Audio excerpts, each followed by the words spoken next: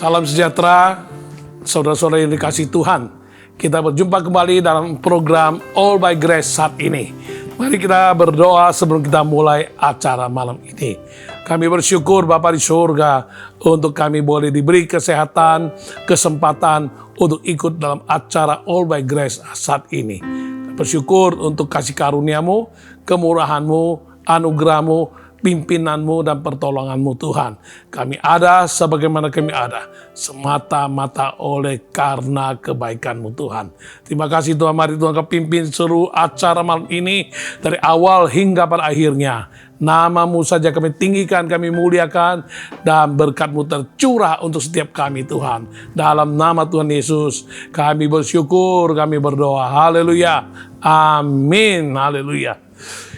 Ya, sekali lagi penegasan ialah kita semua bisa hidup, kita bisa ada sebagaimana kita ada.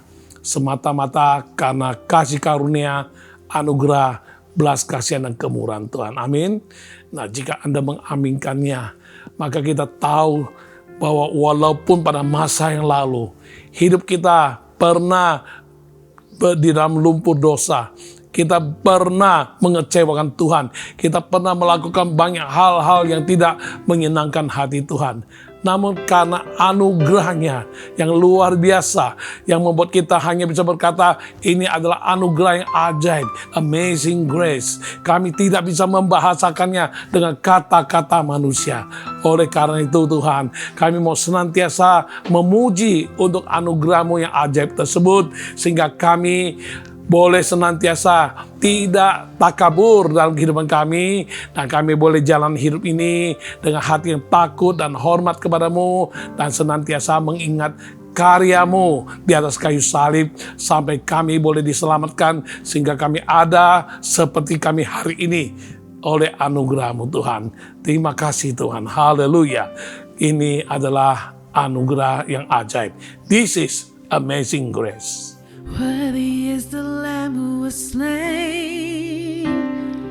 Worthy is the King who conquered the grave.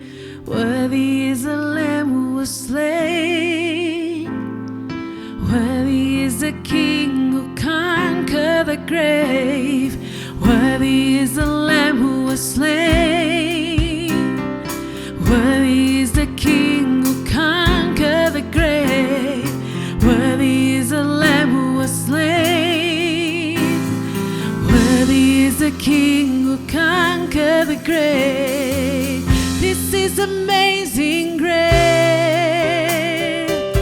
This is unfailing love. That you would take my place. That you would bear my cross. You lay down your life. Set free. Oh, Jesus, I sing of all that you've done for me.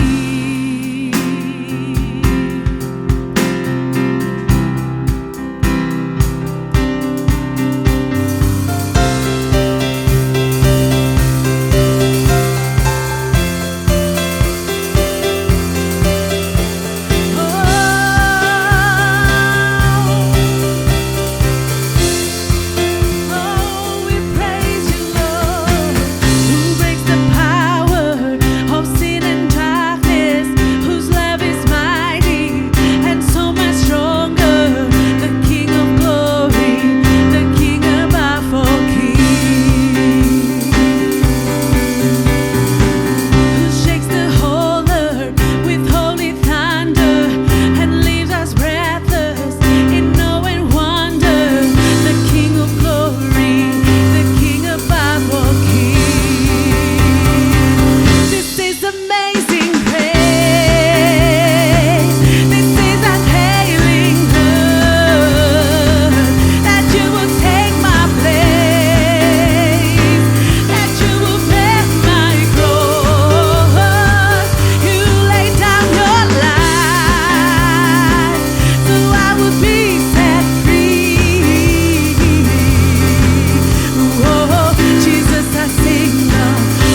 that you've done for me. Oh, worthy is the King who conquered the grave. Worthy is the Lamb who was slain. Worthy is the King who conquered the grave. Worthy is the Lamb who was slain. You are worthy. Worthy is the King who conquered the grave. Worthy is the Lamb who was slain. Worthy is the King who come. Amazing grace. This is unfailing love. That you would take my place. That you would bear my cross. You laid down your life. That I would be set free. Oh, Jesus, I sing for all that you've done for me.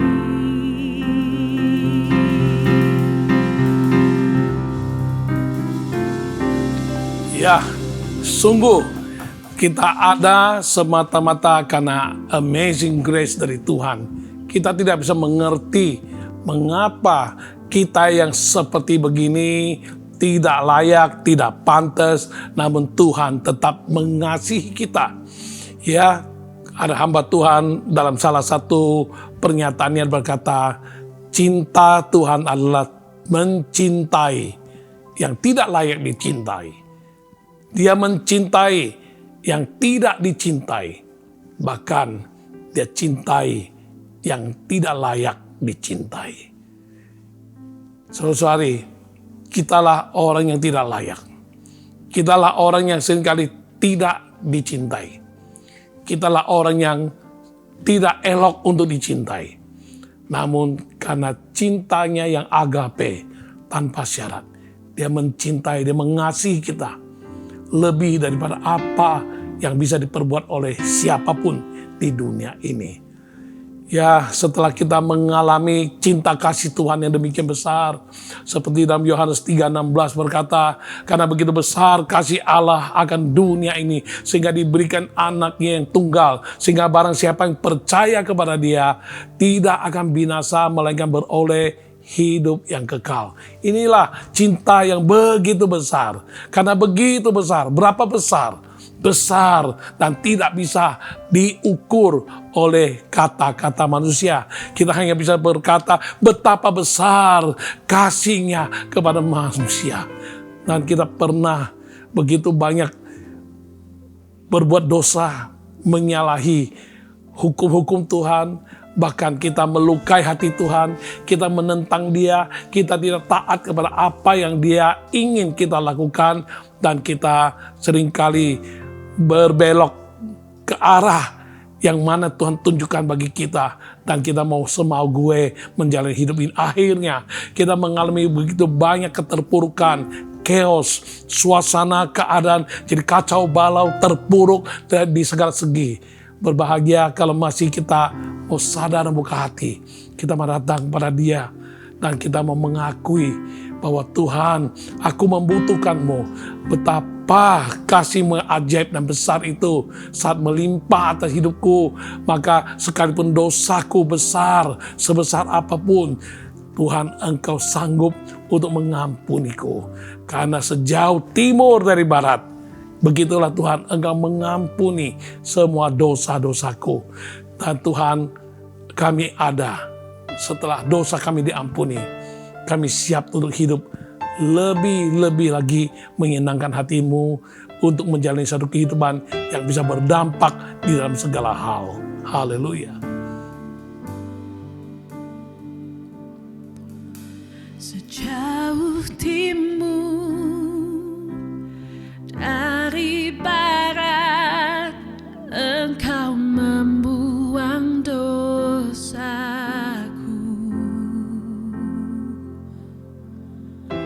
Tiada kau ingat lagi pelanggaran.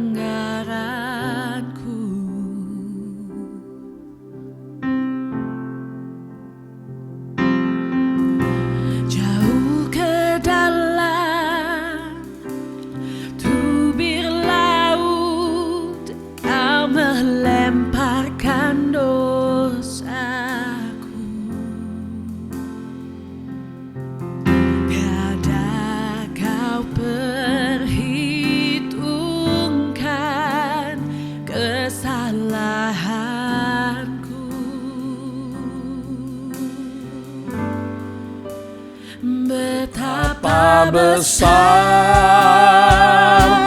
kasih pengampunan-Mu Tuhan. Kau pandang hina hati yang hancur.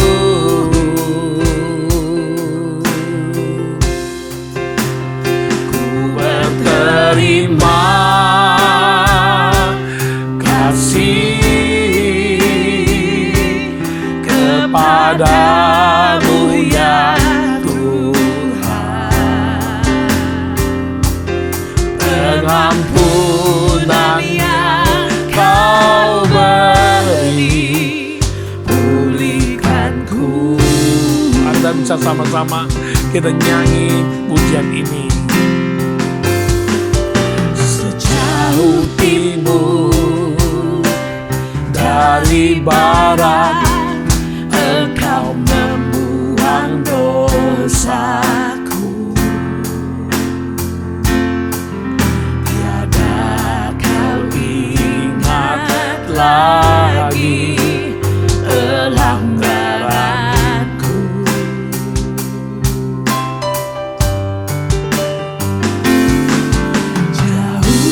Dalam tubir laut Kau melemparkan dosaku. Tiada Kau perhitungkan kesalahanku. Betapa besar kasih, betapa besar kasih pengampunan-Mu Tuhan. Tak Kau pandang hina hati yang hancur.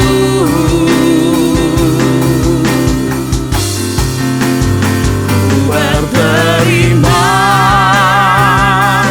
kasih kepadamu ya Tuhan. Pengampunan yang Kau beri, pulihkanku.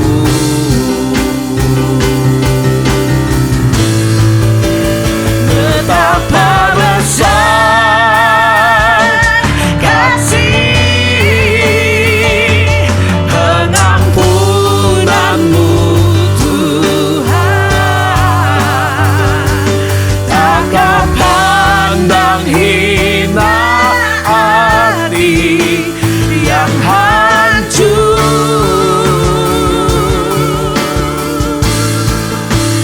Ku berterima kasih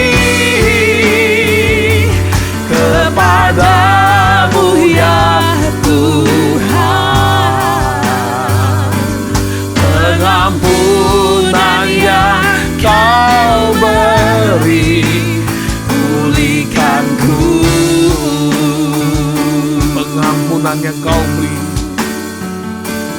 pengampunan yang Kau beri, pulihkanku. Tadi saya sudah katakan dalam Yohanes 3:16 berkata, begitu besar, sulit untuk kita lukiskan berapa besar. Kita hanya bisa berkata betapa besar, ya sulit untuk kita ukur dengan kalimat dan kata-kata manusia. Oleh karena itu, mengalami kasih yang begitu besar, yang membuat kita yang tidak layak menjadi layak, kita yang patut dihukum masuk neraka karena akibat dosa, lalu kita dipindahkan dari kerajaan maut ke dalam kerajaan terang, yang mana kita akan terus berjalan menuju kepada hidup yang kekal di dalam surga nanti. Itu ada suatu karya yang luar biasa yang Tuhan telah berikan pada kita sebagai umat percaya kepada Yesus Kristus. Nah, kalau kita memandang sekitar kita, apalagi dalam masa-masa pandemi seperti sekarang, yang mana virus corona COVID-19 ini makin mengganas, yang menginfeksi begitu banyak orang tanpa pandang bulu. Dan setiap hari korban demi korban bertambah-tambah, dan kita sulit membayangkan bahwa seperti kita tiap hari hanya sedang menunggu giliran, apakah kita akan kena infeksinya atau tidak, kita terpapar atau tidak, bagaimana kita bisa lindungi diri. Kalau kita telah diselamatkan dari segala lumpur dosa, dari segala pelanggaran, Tuhan selamatkan kita karena Dia tidak menentukan kita untuk dikutuk dan dihukum. Dia mengasihi kita sedemikian rupa dan Dia menjadikan kita anak-anaknya. Dan kita sedang berjalan menuju surga, tempat yang bahagia, dan kita bisa nikmati hidup kekal selama-lamanya. Namun hal-hal seperti ini kita alami. Jangan kita stop hanya untuk diri kita sendiri, melainkan kita akan terdorong oleh kasih-Nya yang demikian besar itu, karya pengampunan dan penyaliban yang terjadi, dan juga Dia telah menjadi anak domba Allah yang disembelih menggantikan kita yang harusnya kita dihukum. Haruslah kabar keselamatan dan jaminan keselamatan di dalam Yesus ini. Jangan kita berhenti di tempat kita tok. Kita harus peduli dengan sesama kita yang ada di dunia ini. Mungkin sanak famili kita, mungkin keluarga kita, mungkin tetangga kita, mungkin teman-teman kita, mungkin kolega kita, teman-teman karier kita, atau teman usaha kita, teman kuliah kita.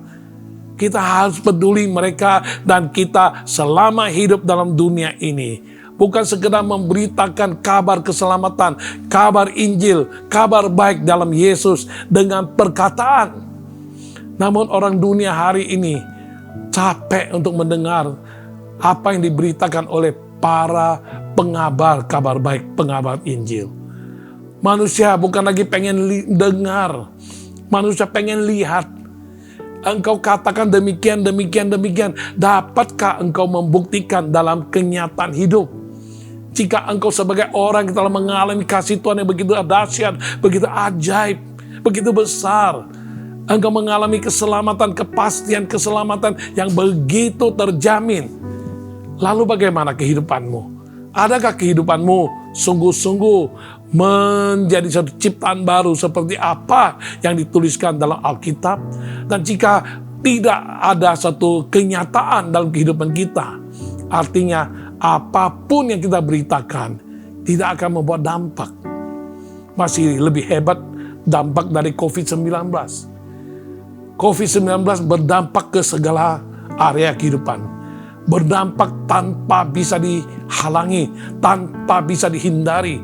Kemana saja, siapa saja, di mana saja, kapan saja. Ini dampaknya terus menyebar kemana-mana. Dan kita berkata, sungguh gara-gara COVID-19 ini, virus corona, dampak kemana-mana ke segala area kehidupan, segala dimensi kehidupan, baik usaha, ekonomi, pekerjaan, kesehatan, rasa aman, dan kebahagiaan hidup, segala segi terdampak. Lalu bagaimana kita memainkan peranan kita sebagai umat Tuhan yang percaya Yesus, yang notabene-nya kita telah disuci kuduskan, kita telah menerima keselamatan di dalam Yesus Kristus.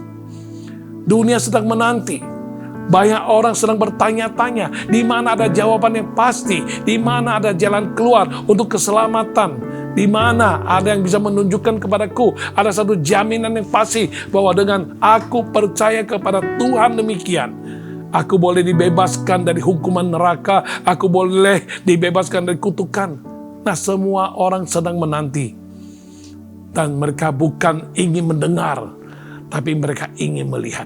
Oleh karena itu, suatu hari, kalau kita menyatakan bahwa kita adalah orang Kristen, umat percaya kepada Tuhan Yesus Kristus, kita adalah Kristen, artinya kita adalah Kristus kecil. Dan sewajarnya, seharusnya, wajib bagi kita untuk hidup kita berdampak dalam segala hal. Dalam Matius pasal 5 ayat 13 hingga ayat 16. Matius pasal 5 ayat 13 hingga 16. Di sana dikatakan oleh Tuhan Yesus, kamu adalah garam dunia. Jika garam itu menjadi tawar, dengan apakah ia diasinkan? Tidak ada lagi gunanya selain dibuang dan diinjak orang. Ayat 14 berkata, kamu adalah terang dunia. Kota yang terletak di atas gunung tidak mungkin tersembunyi. Lagi pula, orang tidak menyalakan pelita atau lampu, lalu meletakkannya di bawah gantang, melainkan di atas kaki dian, sehingga menerangi semua orang di dalam rumah itu. Demikianlah hendaknya terangmu bercahaya di depan orang, supaya mereka melihat perbuatanmu yang baik dan memulihkan Bapamu yang di surga.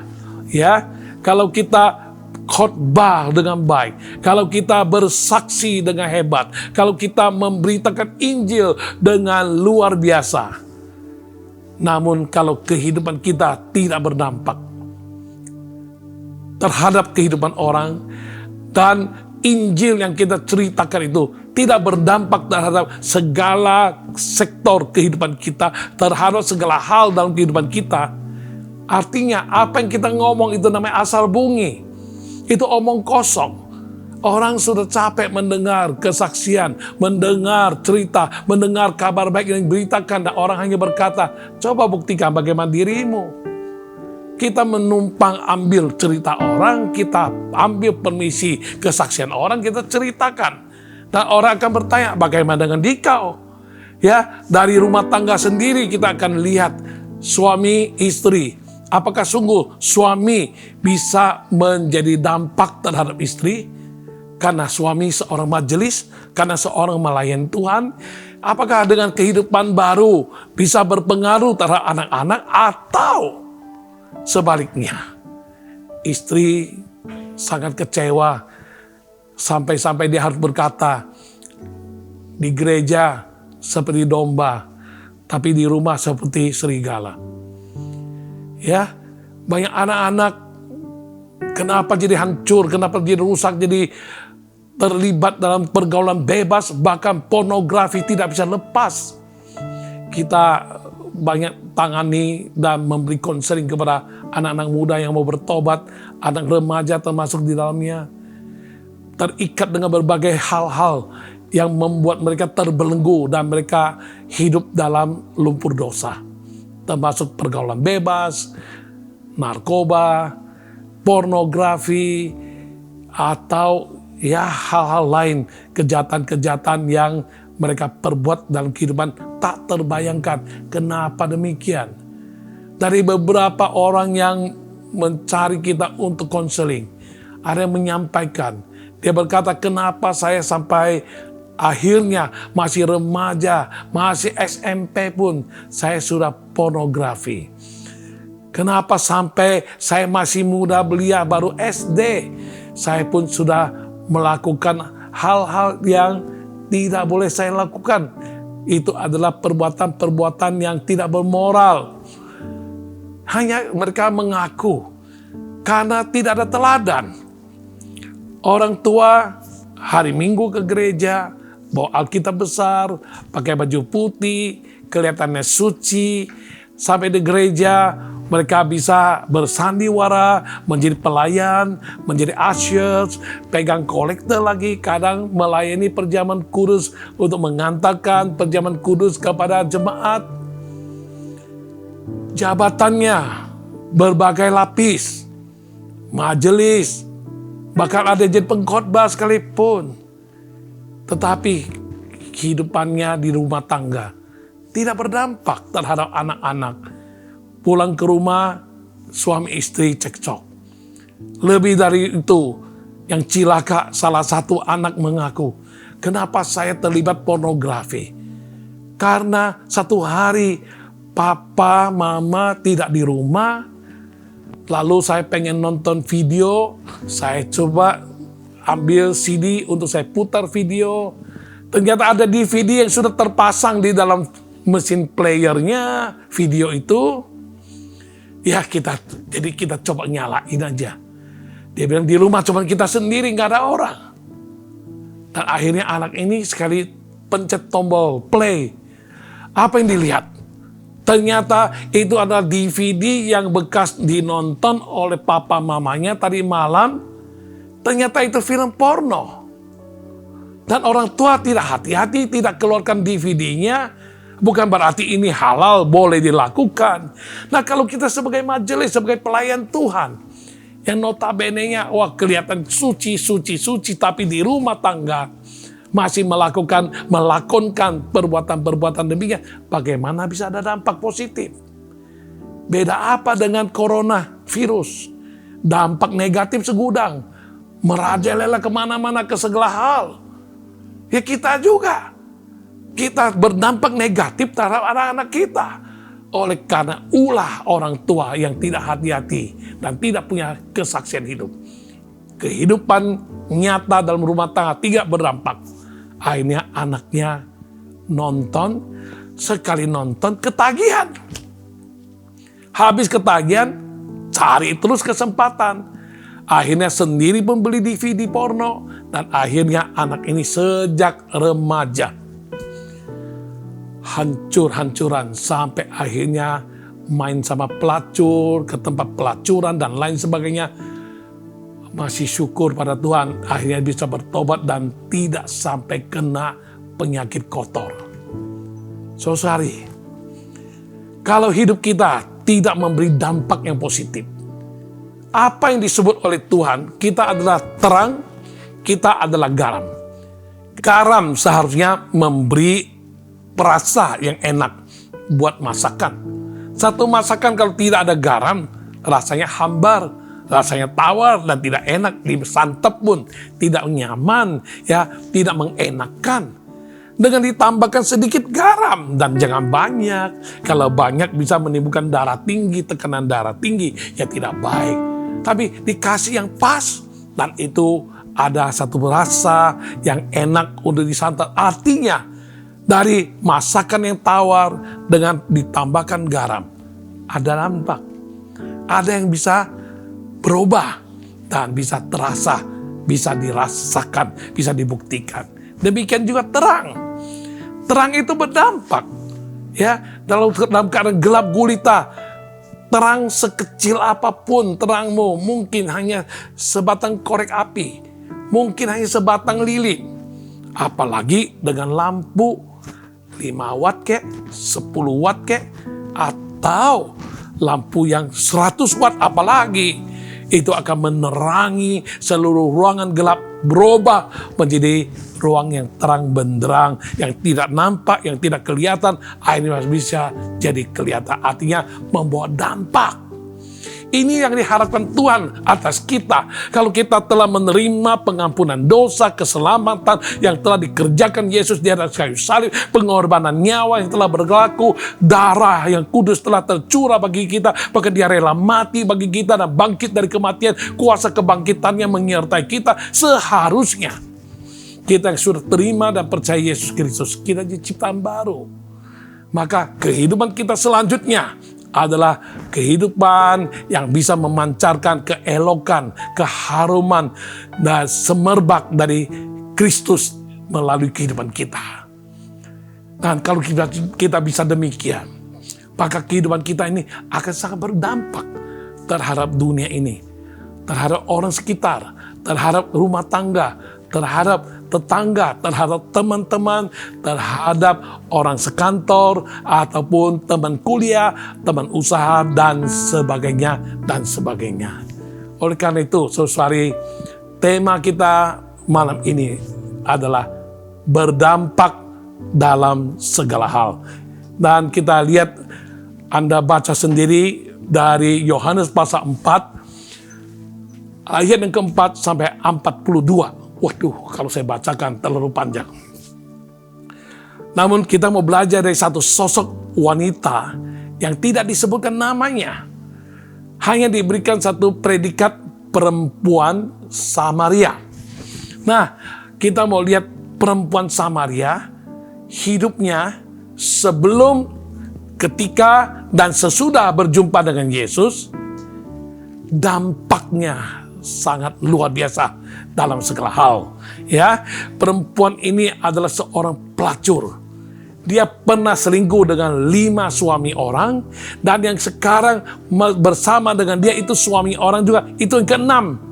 Bayangkan, ini perempuan adalah perempuan primadona. Ya, ini perempuan adalah perempuan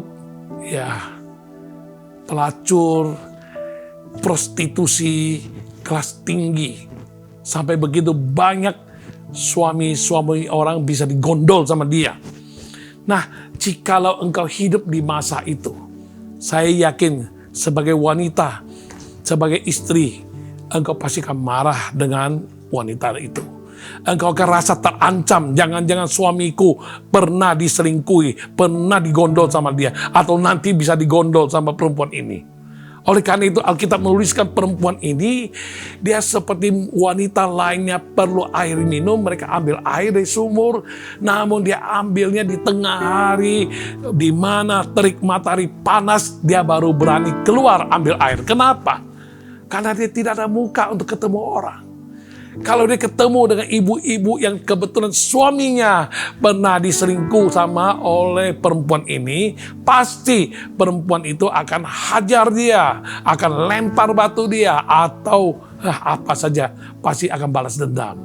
Karena itu dia sendiri tahu akan kesalahan dan dosa yang dia perbuat. Apa yang dia perbuat itu tidak bisa ketemu dengan orang.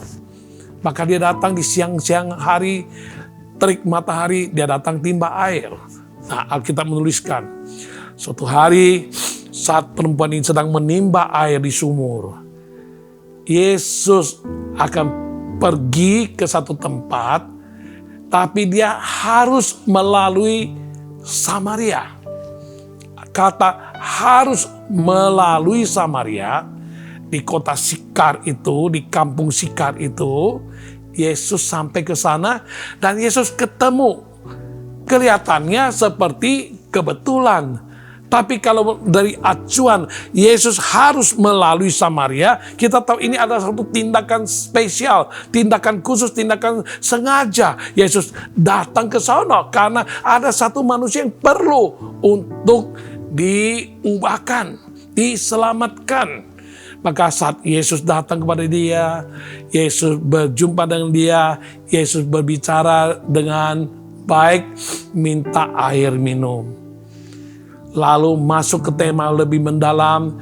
Singkat kata, akhirnya perempuan itu minta air kehidupan yang Yesus tawarkan. Lalu Yesus katakan, panggil suamimu. Dia bilang, saya tidak punya suami. Yesus berkata, benar katamu, karena engkau sudah punya 5 suami dan yang sekarang pun bukan suamimu. Wah, perempuan ini langsung kena kepada inti masalah hidupnya. Perbuatannya langsung dibongkar oleh Yesus, dan dalam batinnya langsung ada satu pengakuan, langsung ada satu kesadaran. Perjumpaan pribadi dengan Yesus mencerahkan dia, dan dia tahu akan Yesus sebenarnya siapa ini. Ini adalah Nabi. Ini jangan-jangan adalah Mesias. Maka akhirnya perempuan ini masuk ke dalam kampung yang tadi dia tidak berani ketemu orang, tapi setelah perjumpaan pribadi dengan Yesus, dia masuk ke dalam kampung itu dan dia beritakan, dia katakan, mari semua datang ke depan, lihat ada seseorang yang menunjukkan semua perbuatanku. Siapa tahu dia adalah Mesias. Lalu orang kota itu semua keluar dan menemui Yesus, dan mereka mendengar perubahan hidup dan kesaksian hidup dari perempuan tersebut. Dan singkat kata, satu kampung itu semua akhirnya mengalami keselamatan dalam Yesus, jadi kenal Yesus dan terima keselamatan, terima perubahan hidup dan terima jamahan Tuhan, dan hidup mereka boleh diberkati dan diselamatkan. Nah, inilah dampak, oke? Jadi yang pertama kita lihat perjumpaan pribadi si perempuan Samaria berdampak terhadap apa?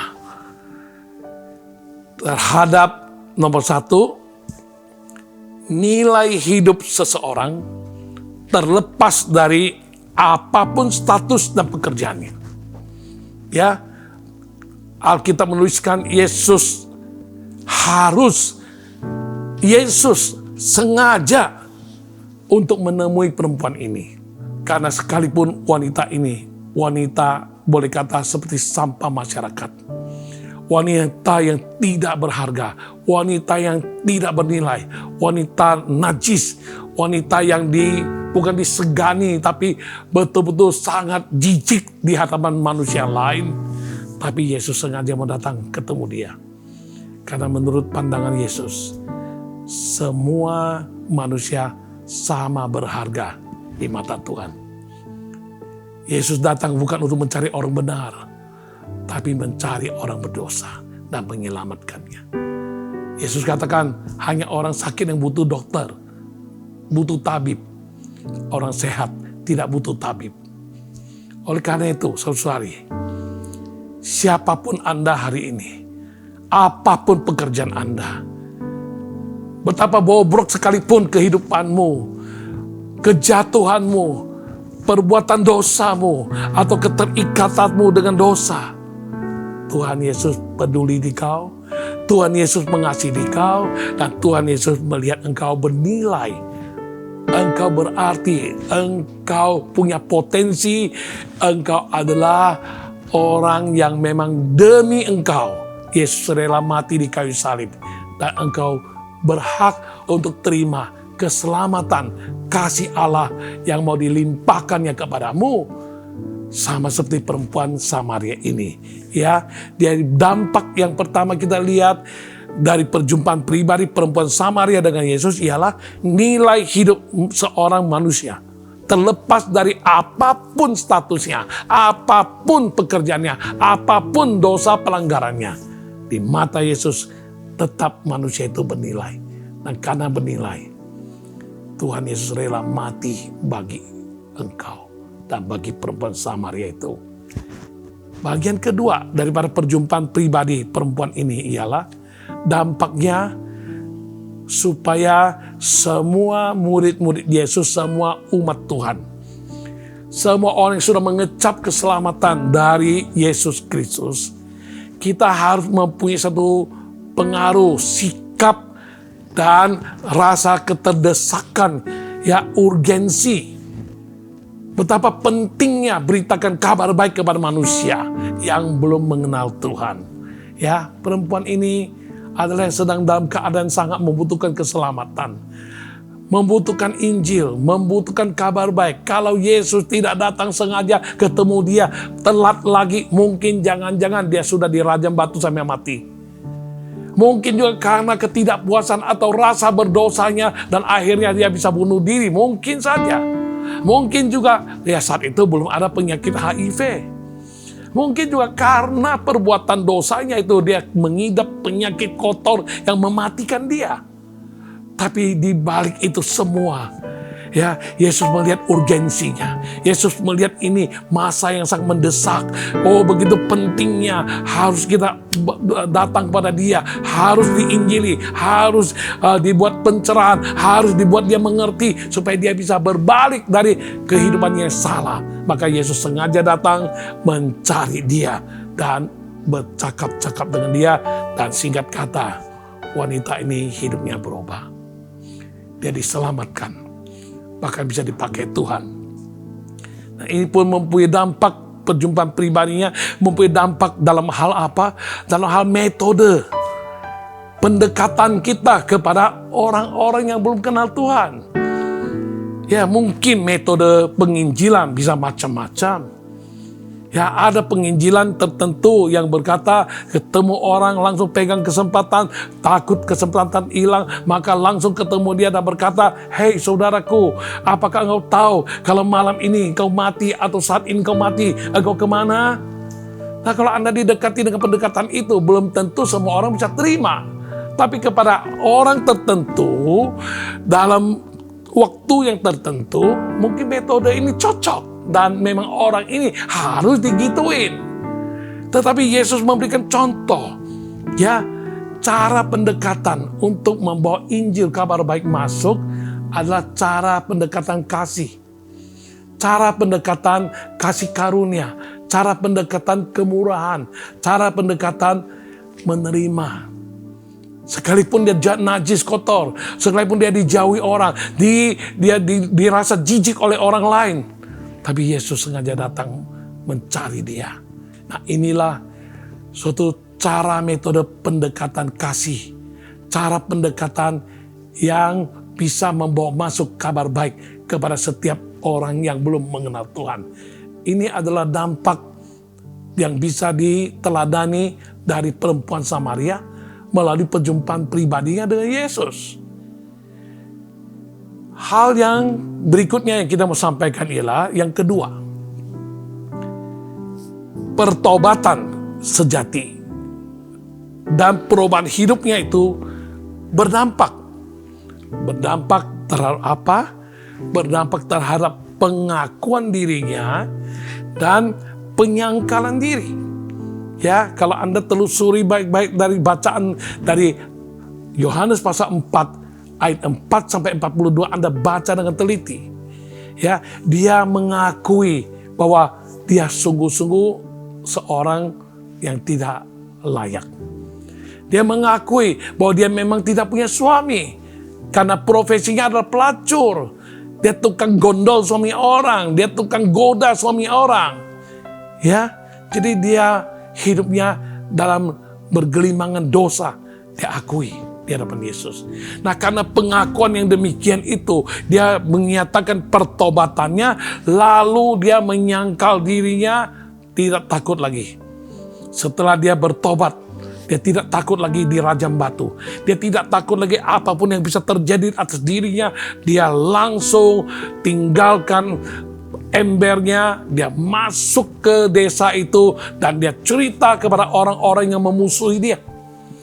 Dia tidak takut kalau dirajam batu sampai mati, atau dimarahin orang, atau dipukul orang karena tukang gondol suami orang, pelacur, tukang goda laki-laki di kota itu. Inilah penyangkalan diri.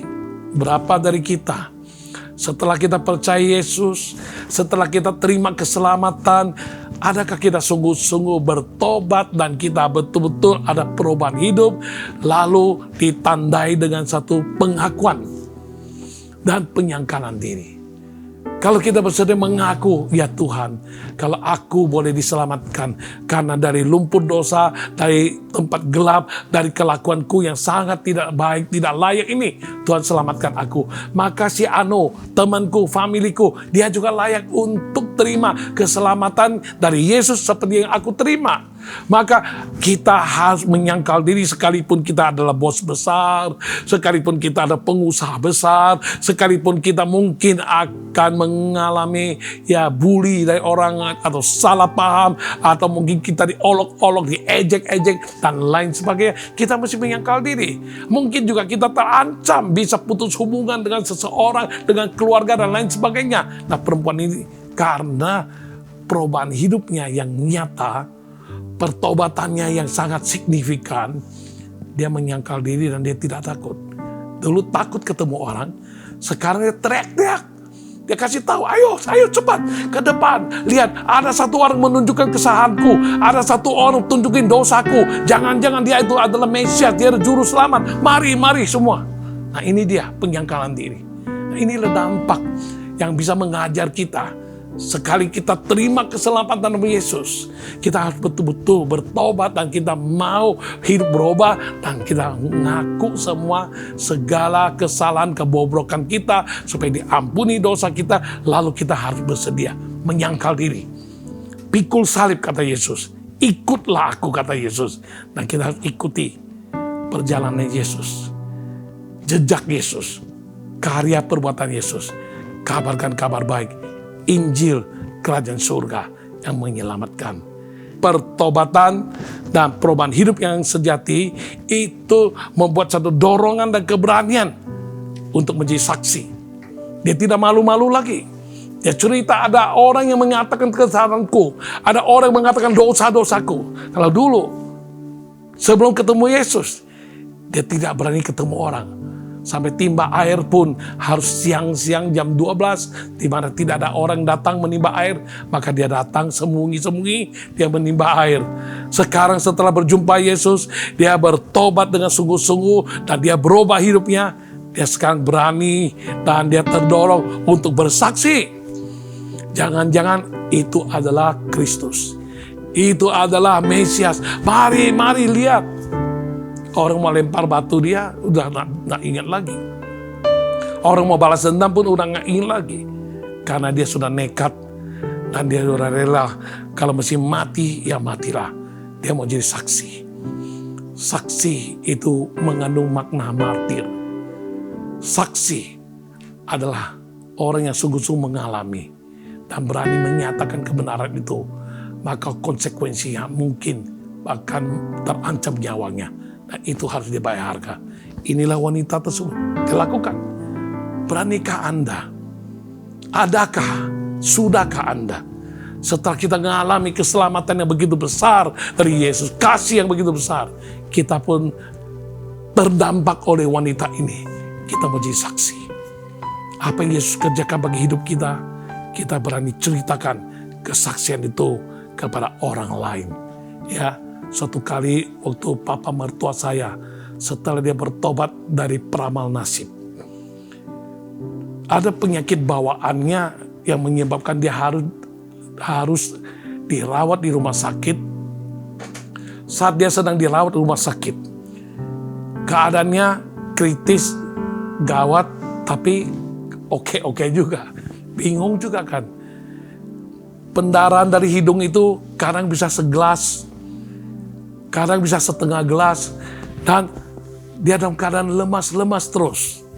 Namun sebelum dia masuk rumah sakit, dia sudah terima begitu banyak undangan untuk bersaksi ke sini, bersaksi ke sana. Dan saat dia masuk rumah sakit, dia tetap komitmen. Karena dia mengecap keselamatan Yesus itu dia rasakan.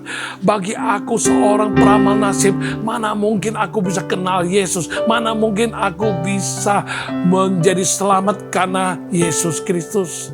Dia ngalami sendiri. Dia ngalami jantungnya yang sudah mau membuat dia napasnya berhenti, dia sesak napas. Yesus tolong, saat dia mohon sampai 3 kali, napasnya kembali. Dia mau ngomong, nggak bisa ngomong lagi. Dia hanya berkata, kalau engkau sembuhkan aku napas kembali. Aku mau percaya engkau, terima engkau sebagai Tuhan dan Juru Selamatku. Aku mau tinggalkan semua profesiku dan aku akan menjadi pemberita nama Yesus, Injil Yesus kepada dunia ini. Dan dia bayar komitmennya. Maka saat terakhir saya masih ingat, dia dalam keadaan sekarat, pendarahan di hidungnya begitu mengerikan. Tapi dia ada undangan untuk bersaksi di satu hotel di Jakarta. Waduh, dia minta izin sama dokter. Dokter berkata, nggak bisa. Kamu tidak boleh keluar. Akhirnya dia minta terus, dia mohon terus. Karena usianya sudah 60 ke atas, sudah agak tua juga. Dokter kasihan, ini menyangkut agama, menyangkut keyakinan orang. Ya sudahlah, kasih dia pergi bersaksi. Tapi harus ditemani oleh suster, ya, suster rumah sakit dengan suntikan dengan obat-obatan, hanya berjaga-jaga. Jikalau ada sesuatu terjadi perlu pertolongan, maka langsung ditolong oleh suster. Dan saya masih ingat banget, saya yang menemani dia karena saya yang menerjemahkan ke dalam bahasa Indonesia. Dia ngomong pakai bahasa Hakka, bahasa Ke. Jadi saat dia dapat izin itu hanya untuk pergi dinas bersaksi. Dan dia sampai ke hotel tersebut, ada persekutuan sudah mulai, ya. Akhirnya dia duduk di bawah, saya lihat masih lemes-lemes. Namun saat tiba saatnya dikatakan, kita persilakan yang akan bersaksi naik ke panggung. Kita gandengin dia, masih lemes-lemes. naik ke panggung, sampai di atas panggung, dia seperti singa dari Yehuda. Dia begitu tegap, dia begitu kuat, dan dia bersaksi dengan luar biasa, berapi-api. Dan selesai bersaksi, turun dari kesaksian itu, terkulai lagi, lemas lagi. Dan akhirnya dibawa pulang ke rumah sakit. Itu sangat mengerikan, tapi dia tetap mau. Satu kali lagi ada undangan untuk dia bersaksi di luar kota. Dan dia bikin rapat sama kita semua anak dan mantu. Ayo sekarang, kalau saya tidak pergi bersaksi di sana, kalau karena kesaksian saya, ada orang yang mau bertobat dan selamat terima Yesus, lalu karena saya tidak pergi, orang itu tidak jadi bertobat dan terima Yesus, tidak terima keselamatan. Siapa mau tanggung jawab? Waduh, kita anak mantu semua berkata, Pak pergi aja Pak, pergi aja. Dan saya temenin beliau pergi, dan lebih gawat lagi kita naik pesawat. Ya, walaupun perjalanan pendek, tapi naik pesawat. Itu ada serangan jantung kata dokter. Dokter bilang, Bapak nggak boleh kemana-mana, cepat masuk rumah sakit jantung, langsung opnam. Tapi dia bilang, aku ada dinas, saya ada janji, saya mau ke luar kota untuk bersaksi. Waduh, mana boleh, nggak bisa. Dokter tidak izinkan, tapi dia tetap ngotot, dia mau. Dan dia pergi ke sana, setelah selesai bersaksi, sehat-sehat, pulang segar. Lalu datang lagi kembali ke dokter. Dokter berkata, emang Om pergi berobat ya? Kok Om lebih segar, jantungnya lebih sehat? Nah, saudara, saat mana kita takut kehilangan nyawa, kita akan kehilangan nyawa, kata Yesus. Tapi demi Injil kita tidak takut kehilangan nyawa, kita akan panjang umur, kita dapatkan nyawa kembali. Oleh karena itu, ini adalah suatu dampak yang luar biasa dari perempuan Samaria. Setelah dia bertobat dengan sungguh-sungguh, dia mengalami perubahan hidup, dia ada dorongan, dia ada pengakuan yang luar biasa, dan dia penyangkalan diri, lalu dia dorongan dan keberanian yang luar biasa. Dia mau jadi saksi, mati-mati deh. Tapi Tuhan tidak mengizinkan dia mati. Dan dia bawa banyak orang datang percaya Yesus. Dan terakhir, kesediaan dia, perempuan Samaria, dan penyerahan dirinya untuk dipakai Tuhan, sangat berdampak terhadap kesadaran dan komitmen, serta pemaksimalan diri untuk mengabarkan Injil kabar baik. Itu sungguh-sungguh berdampak terhadap hal ini. Ya, jadi wanita ini bersedia. Dia menyerahkan diri. Sekali bertobat, dia masuk ke desa, dia cerita tentang kuasa Tuhan yang berlaku atas hidupnya, kuasa Injil yang telah mengubah hidupnya, dan dia tidak takut mati. Dia menyerahkan diri untuk dipakai Tuhan. Dan dia berani untuk sungguh-sungguh, ya, dipakai Tuhan dan memenangkan satu kampung itu menjadi percaya kepada Tuhan, mengalami keselamatan. Bahkan pada saat murid-murid kembali dan bertemu dengan Yesus, murid-murid itu bingung. Murid-murid itu menawarkan makan kepada Yesus, dan Yesus berkata, aku ada makanan yang kamu tidak tahu. Dan Yesus mengatakan demikian, murid-muridnya jadi bingung. Lalu Yesus jelaskan, makananku ialah melakukan kehendak Bapa dan menyelesaikan pekerjaannya. Lalu Yesus mengajar mereka tentang ilmu misiologi. Ya, mengajarkan kepada murid-muridnya urgensinya mengabarkan Injil. Bagaimana sikap kita mengabarkan Injil. Yesus mengajar murid-muridnya melalui peristiwa wanita ini telah membawa begitu banyak orang datang pada Yesus. Maka Yesus pakai dampak daripada perempuan ini mengajar murid-murid. Katamu 4 bulan lagi waktunya untuk menuai, waktu panen. Yesus berkata, tidak, sekaranglah saatnya. Lihatlah ladang sudah menguning, siap untuk dituai.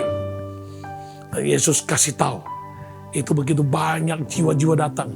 Inilah ladang untuk dituai. Dan murid-muridnya diajar Tuhan melalui perempuan ini.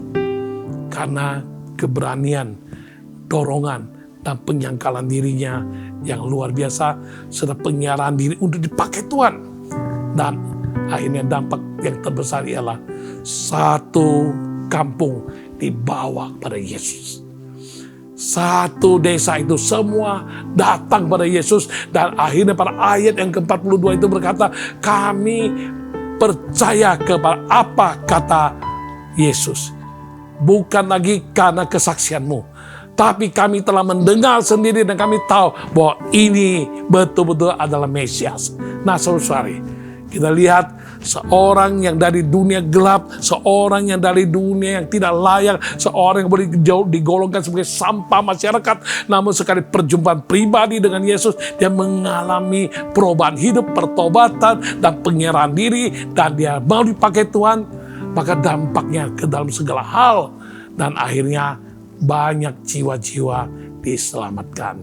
Saudari, setelah engkau mengalami, mengecap keselamatan, kebaikan Tuhan, dan kasih Tuhan yang luar biasa, adakah engkau bertekad sama Tuhan? Tuhan, setelah aku terima keselamatan daripadamu, aku terima pengorbanan nyawa yang Yesus telah lakukan, pengampunan dosa, damai sejahtera yang telah kualami, kuasa yang ajaib dari Yesus yang telah mengubahkan hidupku, dan berkat Tuhan yang tak terkira, yang tak terkatakan telah ku terima. Bahkan Tuhan, aku telah terima kesembuhan yang kau berikan, kasih karunia-Mu yang luar biasa aku alami. Tuhan, aku mau melalui kehidupanku akan membawa dampak terhadap keluargaku.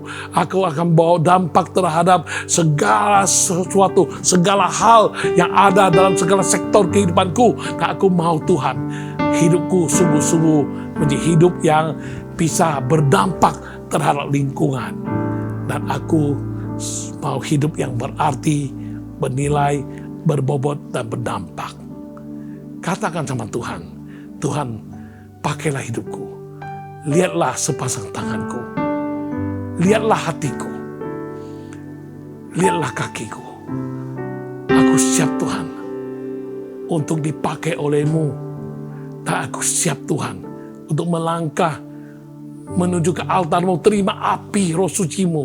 Dan aku mau dikobarkan, aku mau dimampukan untuk aku boleh menjadi pewarta berita kabar baik, Injil keselamatan bagi dunia ini, supaya banyak orang boleh dimenangkan dan boleh diselamatkan dan diubahkan dan boleh mengalami kuasa dan kesembuhan serta berkat dari Tuhan Yesus.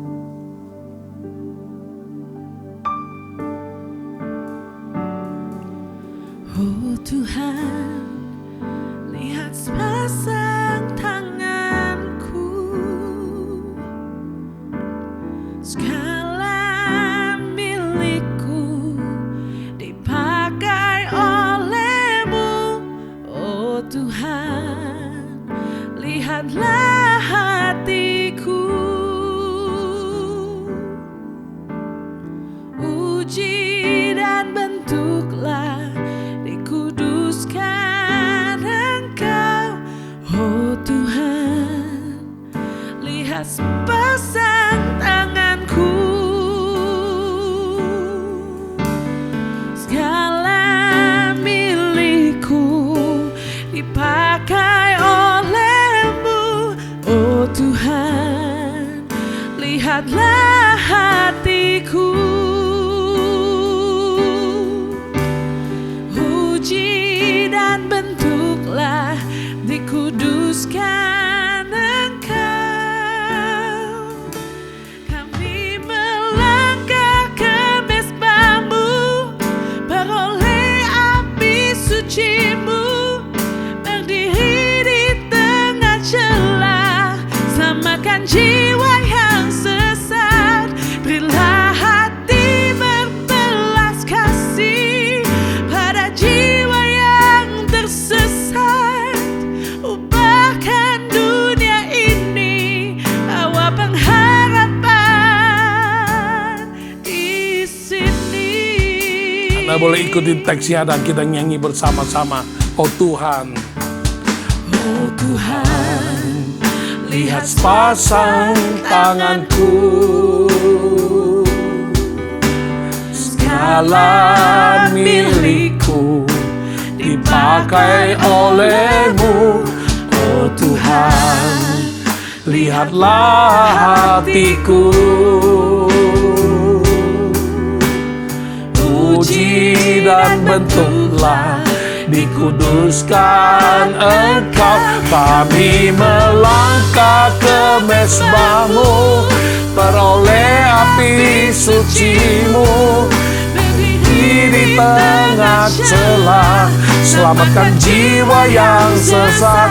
Berilah hati berbelas kasih pada jiwa yang tersesat. Ubahkan dunia ini, bawa pengharapan. Di sini kami melangkah ke mezbah-Mu, beroleh api suci-Mu, berdiri di tengah celah, selamatkan jiwa yang sesat. Berilah hati berbelas kasih pada jiwa yang tersesat. Ubahkan dunia ini, bawa pengharapan. Di sini mari kita tunduk kepala bersama-sama dan kita renungkan akan hidup kita selama ini. Kalau kita belum kenal Dia, Yesus, Sang Juru Selamat dunia, ketahuilah melalui perempuan Samaria, sekalipun dia seorang yang tidak patut diperhitungkan, sekalipun hidupnya dalam dunia yang gelap, dalam dunia yang mungkin orang anggap dia sampah masyarakat, namun di mata Tuhan dia bernilai. Karena itu Yesus sengaja datang menemui dia. Dan Yesus sekali berjumpa dengan perempuan ini pun hidupnya berubah karena mendapat pencerahan dari apa yang dia dialog dengan Yesus. Dan perempuan ini mengalami perubahan, pertobatan yang sangat luar biasa. Dan dia langsung bertindak menyerahkan diri untuk dipakai oleh Tuhan sebagai bejana, sebagai alat. Dan dia masuk ke kampung halamannya, memberitakan bahwa ada satu sosok di depan. Jangan-jangan dia adalah Mesias, dia adalah Juru Selamat dunia. Mari semua datang, lihat, karena orang itu telah menunjukkan semua dosa-dosaku, semua perbuatanku, semua kelakuanku. Saudari, jika engkau sebagai orang yang sudah mengecap keselamatan selama ini, pegang kesempatan yang ada. Engkau diselamatkan untuk membawa keselamatan bagi yang lain. Kita yang sudah mengenal Yesus sekian lama, sudahkah kita hidup berdampak? Kalau perempuan Samaria dari dunia yang sangat tidak layak, lalu diubah Tuhan, dan dia bersedia dipakai Tuhan, dan bisa berdampak hidupnya. Bukankah engkau dan saya akan lebih berdampak? Kecuali kita tidak rela dan kita tidak mau untuk menghasilkan dampak dalam segala hal. Mari kita berdoa di hadapan Tuhan. Buat Anda yang belum kenal dan belum punya hubungan relasi dengan Yesus Sang Juru Selamat, malam ini kabar baik bagimu. Yesus mengasihimu. Dan dia memang sengaja datang kepadamu melalui acara All by Grace, memberitahu kepadamu bahwa engkau bernilai, bahwa engkau berharga. Lepas dari apapun kehidupanmu, bagaimana statusmu, apapun pekerjaanmu, profesimu, apapun kesalahan yang pernah kau lakukan.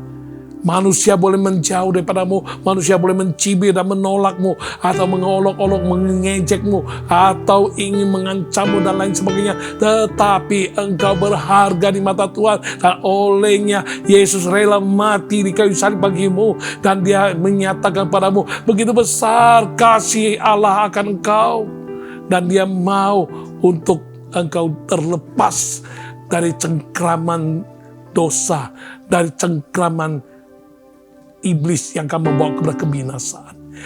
Tuhan mau untuk memberkati hidupmu, menyelamatkanmu, mengubahkanmu, membuat hidup menjadi indah. Bahkan seperti perempuan Samaria yang tadi saya ceritakan. Oh, engkau bisa dibuat Tuhan sedemikian rupa sampai hidupmu pun berdampak bagi banyak orang. Apalagi bagi jemaat Tuhan, umat percaya sekalian. Jangan sia-siakan kesempatan hidupmu. Begitu banyak kesempatan telah engkau lalui. Mari berkomitmenlah malam ini. Engkau berkata pada Tuhan, Tuhan, aku mau Tuhan, selagi aku masih hidup, aku mau menjadi seorang yang betul-betul sudah bertobat, mengecap keselamatan dalam-Mu, dan aku mempunyai keyakinan kepastian keselamatan. Maka hidupku harus mempunyai dampak yang positif. Tolong aku bisa menjadi garam. Tolong aku bisa menjadi terang yang secara nyata bisa berperan dengan nyata bisa membawa dampak terhadap lingkungan, terhadap keluarga, teman, sanak famili, sehingga melalui kehidupanku nama Tuhan dipermuliakan dan diberitakan, maka banyak jiwa boleh diselamatkan Tuhan. Mari kita berdoa bersama-sama. Haleluya. Yesus Kristus adalah juru selamat dunia, dan Dia berkata, akulah jalan kebenaran dan hidup. Tak seorang pun sampai ke rumah Bapa di surga kalau tidak melalui aku. Dan kita menjamin, bila dengan mulut kita mengaku, dengan hati kita percaya bahwa Yesus adalah Tuhan, maka dosa kita diampuni dan kita menjadi orang yang selamat, dan kita boleh dilayakkan menurut Yohanes 1 ayat 12 berkata, menjadi anak-anak Allah. Teman sekalian, ambil keputusan malam ini. Engkau harus punya hubungan dengan Allah yang Maha Pencipta, yang mempunyai surga. Engkau harus punya relasi dengan Yesus, Sang Juru Selamat, yang telah menyediakan bagimu jalan untuk kita bisa masuk surga. Hanya dengan percaya dan mengaku Yesus adalah Tuhan, dan engkau akan mengalami keselamatan, hidup kekal, dan pengampunan dosa. Maka engkau boleh terima menjadi anak Allah. Jikalau engkau ingin saya doakan, engkau juga ikut saya doa dan berkata, Tuhan Yesus, aku mengaku, aku memang tidak layak, namun engkau layakkan aku. Di mata manusia, aku tidak ada apa-apanya. Dan aku dihina, aku ditolak karena profesi dan pekerjaanku, karena perbuatanmu, perilakuku. Namun Tuhan, Engkau memandangku bernilai, berharga, karenanya Engkau rela mati bagiku di kayu salib, dan Engkau mau mengampuni semua dosaku. Engkau mau sengaja datang padaku, dan saat ini Engkau datang padaku, dan Engkau mau mengampuni dosaku, Engkau mau memperbaharuiku, dan aku mau terima Engkau sebagai Tuhan dan Juru Selamatku. Masuklah dalam hatiku, tinggallah bersamaku, ubahkan hidupku, dan aku siap menjadi ciptaan baru, menjadi anak Allah, dan aku pewaris hidup kekal kerajaan surga, dan aku boleh nikmati hidup di dunia ini disertai dan diberkati. Semua kutukan akibat dosa sudah dibayar lunas oleh Yesus, dan aku tidak lagi dibawa kutukan, dibawa murka Allah, melainkan aku boleh dibawa berkat kasih karunia Tuhan, sehingga aku boleh hidup diberkati dan menjadi berkat. Dalam nama Tuhan Yesus, aku terima keselamatan. Haleluya. Amin.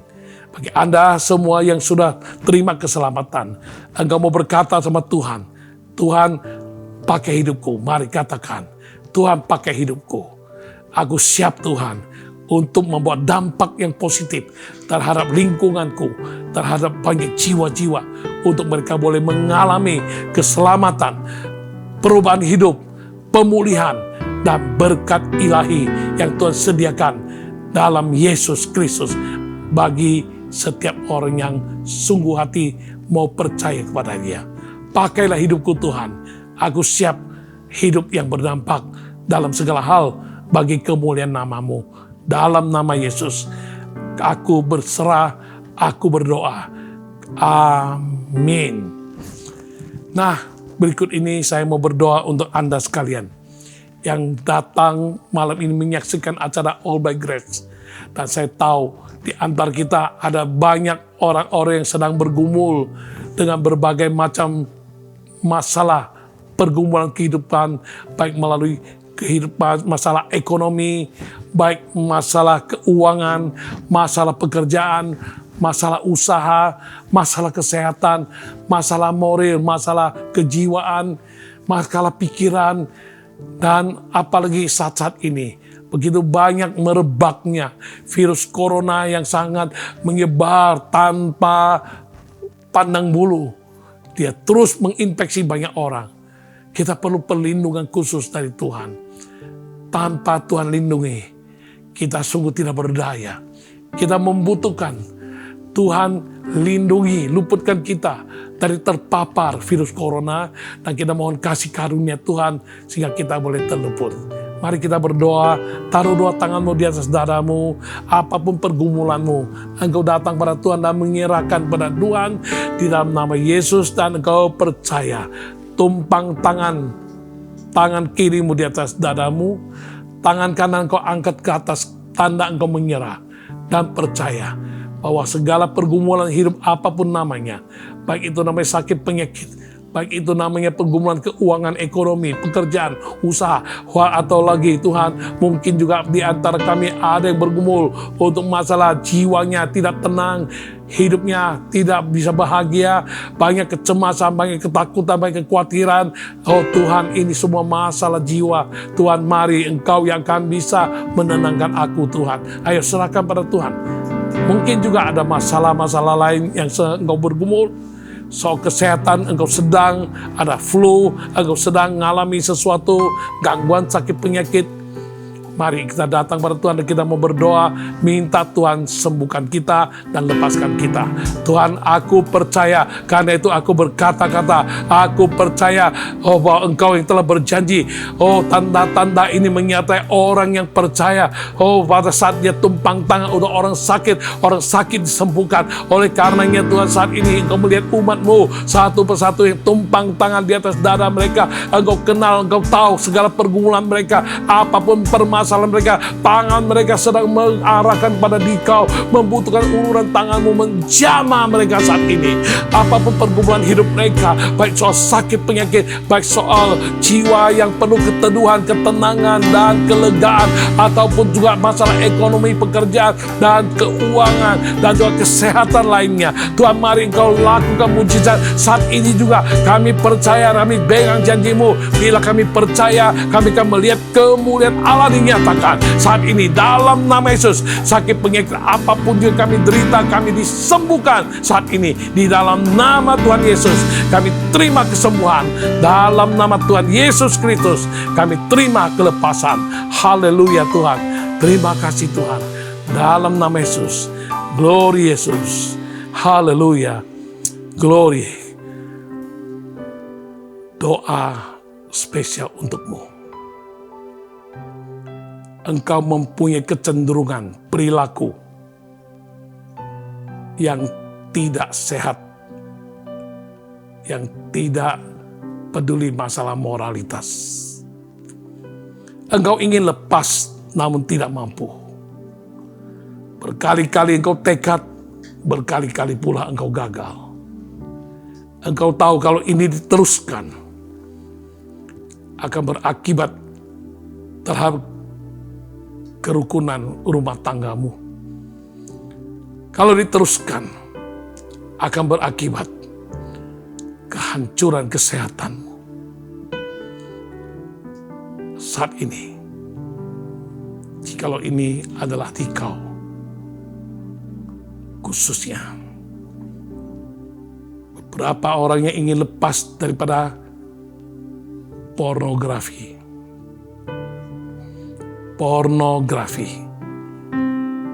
Bahkan engkau sudah pornografi dan porno aksi.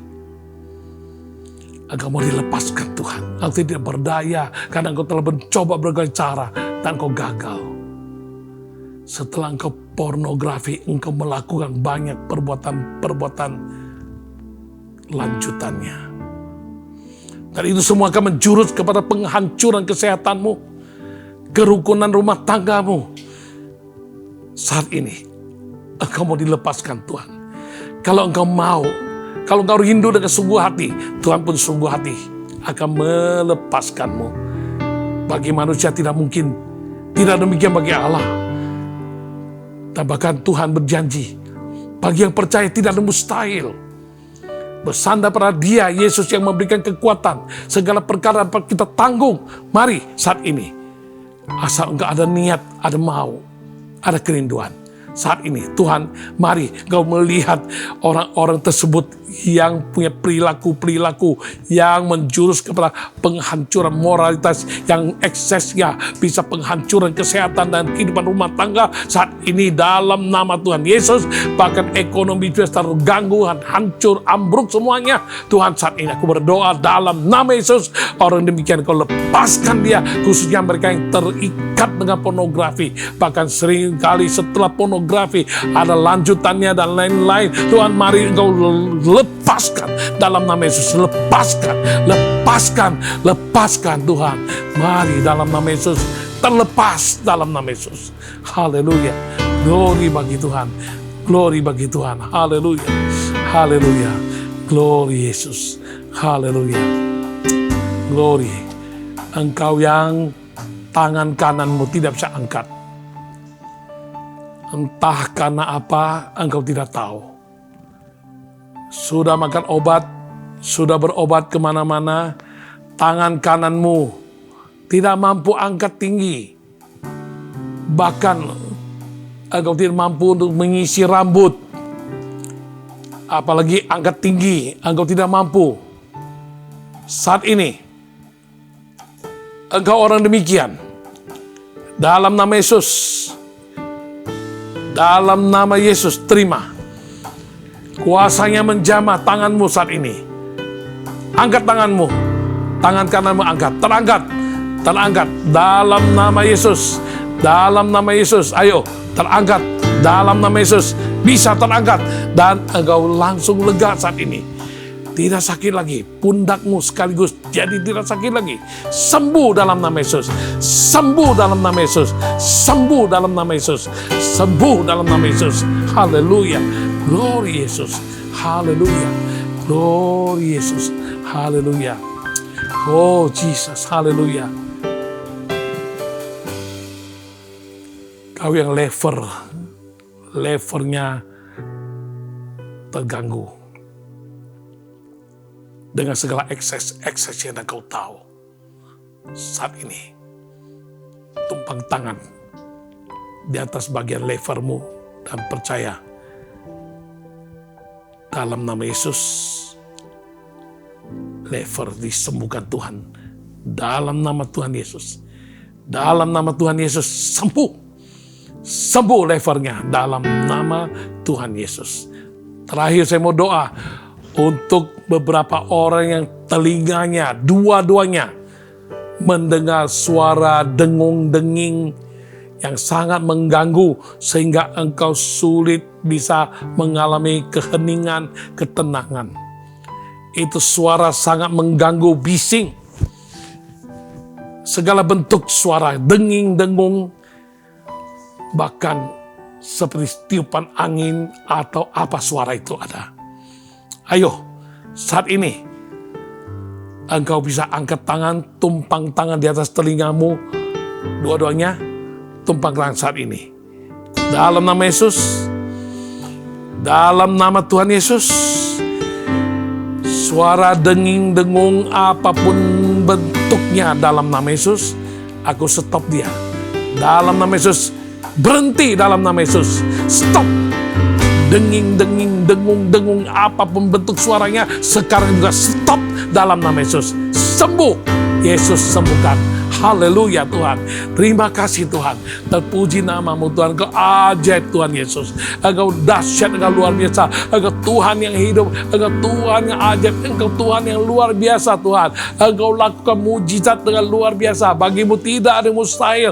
Karenanya Tuhan, segala kemuliaan kami kembalikan bagi namamu. Tuhan, Engkau sanggup melakukan jauh lebih banyak dari apa yang kami doakan dan kami pikirkan. Seperti ternyata dari kuasa yang telah Engkau lakukan lakukan dalam hidup kami. Dan kami semua yang ikut acara malam ini, kami telah terima kesembuhan, kami terima jawaban doa, kami terima kelepasan, kami terima pergumulan kami dibukakan jalan keluar. Dan akhirnya Tuhan, kami mau akhiri pertemuan malam ini, kami mau terima berkat-Mu, kiranya damai sejahtera dari Yesus Kristus yang bisa kami rasakan saat ini juga masuk dalam relung hati kami. Oh, kuasa yang ajaib dari Roh Kudus dengan pewahyuannya yang luar biasa terhadap kebenaran Allah, dan kuasanya akan membawa kami masuk dalam alam supernatural, serta kasih setia Allah Bapa yang akan senantiasa melingkupi hidup kami. Kesemuanya berkat dari Allah Tritunggal, Allah Bapa, Putra, dan Roh Kudus. Di dalam nama Yesus secara sempurna kami terima malam ini juga, saat ini juga kami terima, dan kami boleh terima nikmati berkat-Mu di dalam segala sektor kehidupan kami, baik secara ekonomi, kesehatan, tubuh, jiwa, dan roh kami diberkati untuk memuliakan nama Tuhan. Dan mulai saat ini sampai Maranatha, Tuhan Yesus datang kembali kedua kali. Semua yang percaya terima berkat Tuhan katakan amin. Haleluya. Dengan demikian sampai di sini acara All by Grace malam ini. Nah, kita jumpa kembali di program minggu depan, Jumat jam yang sama. Tuhan berkati. Haleluya.